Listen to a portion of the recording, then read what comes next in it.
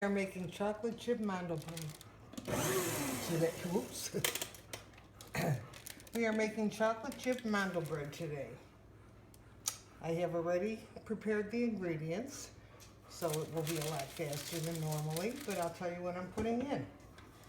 So, we start with the mixer.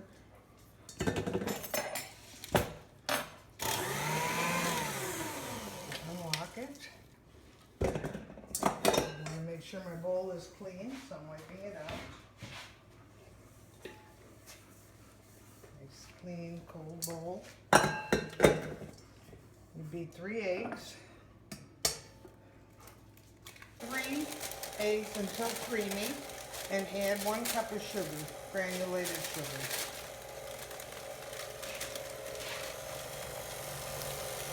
I do it this way on wax paper, because I've pre-measured all my ingredients, makes it easier. And just beat this together, the eggs and the sugar, until they're fluffy.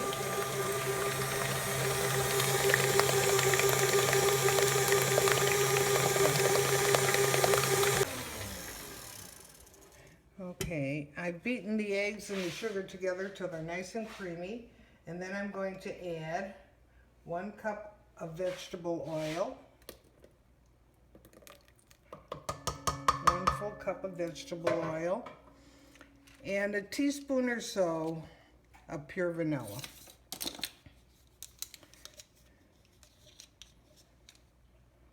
Sometimes a little more. A little extra splash, doesn't hurt. And beat that all together. A medium. Now when all ingredients are combined, all the previous ingredients, I have 3½ cups of sifted flour, to which I've added 2 teaspoons of baking powder. And I'm going to very gradually add this to my egg and oil mixture.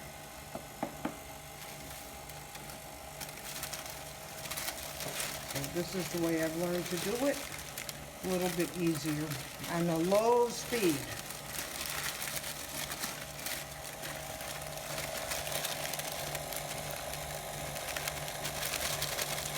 Once you've got all the flour in there, you kind of make sure you get it all in on a low speed so it doesn't fly out of the thing, and then turn it up on high just to make sure it's all mixed well together. Then I look at it to see the consistency. It's a little hard to tell. It's a little loose.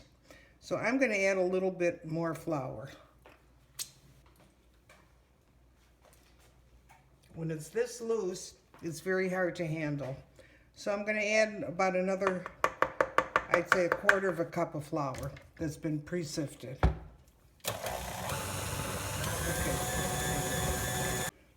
So it's a little better now, easier to handle. So on low speed now, I'm going to add 1 package of, I'm using today mini chocolate chips, but you can use any other kind of chips. Butterscotch, chocolate chips, regulars, whatever. I put them all in, and on a very slow speed, we'll mix them. Okay.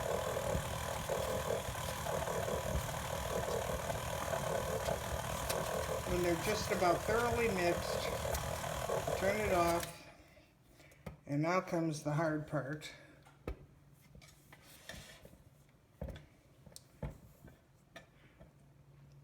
You gotta wet your hands.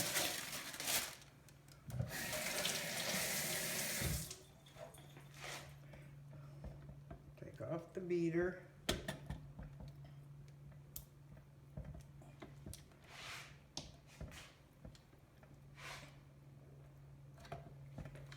And take all of your dough off the beater. If your hands are wet, it's a lot easier. You could use a spatula, but I prefer using my hands. Get as much off as you can. And then you're going to take all of this dough, take it out of the bowl, and divide it into 3 equal parts. on, I don't know how big that baking pan is, but it's pretty good. Okay.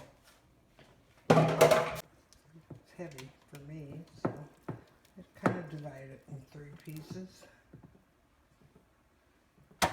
I've sprayed my pan with a little bit of nonstick spray. Makes it a little easier. And I also used some cold water. That helps it too. Just not too much water, just some. And try and get 3 pretty equal.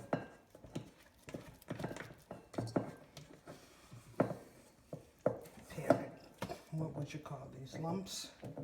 Loaves. Huh? Loaves. Loaves. Yeah. Getting as much out of the bowl as possible, because when you go to eat it, it's too good to waste. Now I've got some cold water to put on my hands, because otherwise it just doesn't release. So, there we go. I wet my fingers. Now obviously this one is smaller, so I'm going to shape them now into loaves. And I might just take a little of this pile and put it over here. And then take this one and put it over here. And you just kind of do this and make loaves out of them. And stretch it so it should go from one end to the other.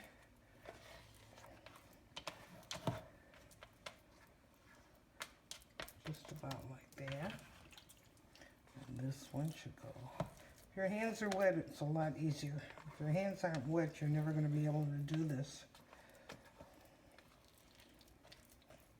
Just kind of, this one looks a little short, so I may take some off the end and put it in here. Add it. So they're going to be pretty even.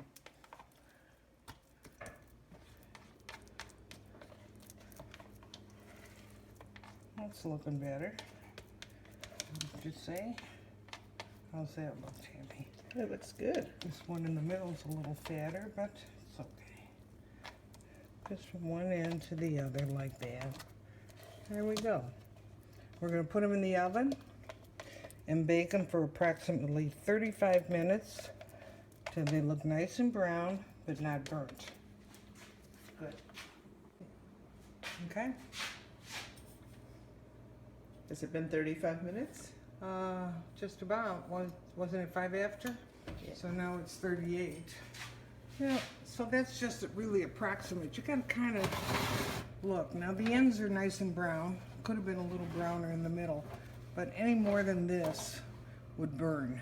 So I'm gonna take it out now and let them cool over here on the stove for maybe, I don't know, a couple minutes, maybe 5 minutes before I start to slice them. This way it'll give it a chance to kind of set and they won't fall apart so quickly. So I say let it set. So a couple of the edges are starting to burn, so I don't like the burnt. Turn the oven back up to 375 for toasting. So we go to bake and do 375 and do the start. By the time I slice them, the oven will be up to 375, and we toast them for anywhere from 5 to 12 minutes. You kind of have to watch them. It's about 5 minutes. They're cool enough to handle. I'm going to slice them right down the seam here to separate them. Thusly.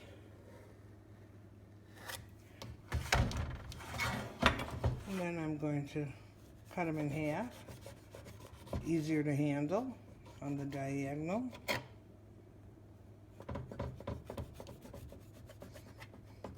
One more. We need smell-o-vision for this. Yes, they do smell quite chocolatey. Hold it now. I have to go get a spatula. Oh, it should fit on 2 cookie sheets for toasting. So like 1.5 on each sheet. So very carefully, I'm going to take them out one at a time.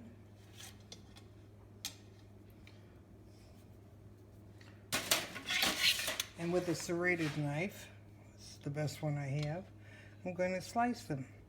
I would say that's what, 1/4 of an inch, Tammy? Yeah. It depends how you like them. Very gently slice them all the way through.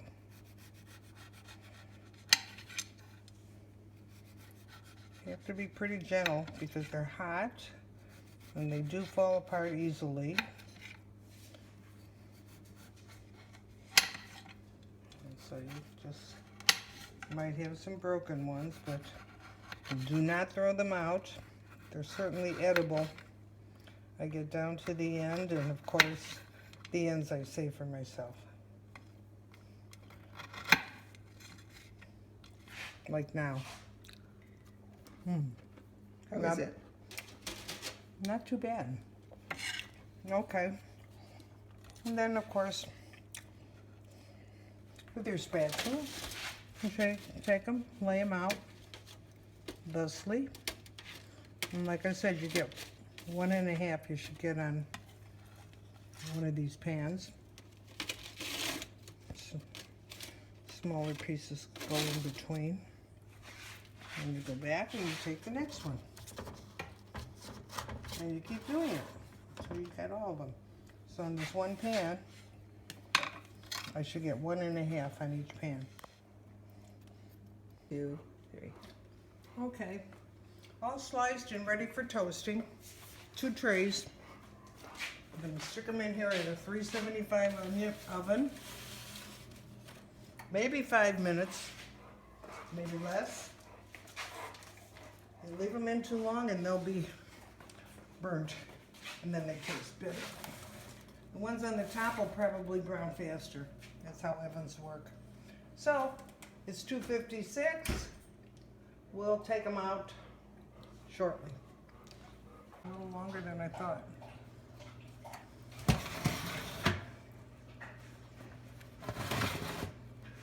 think maybe 2 minutes more.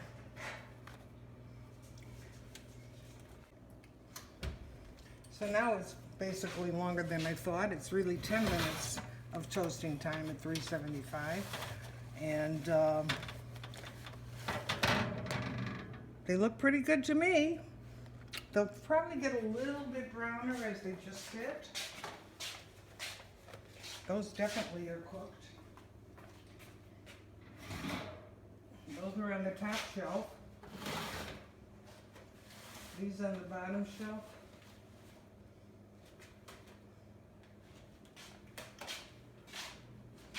I don't know.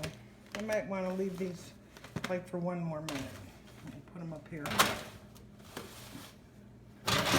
Give them another minute.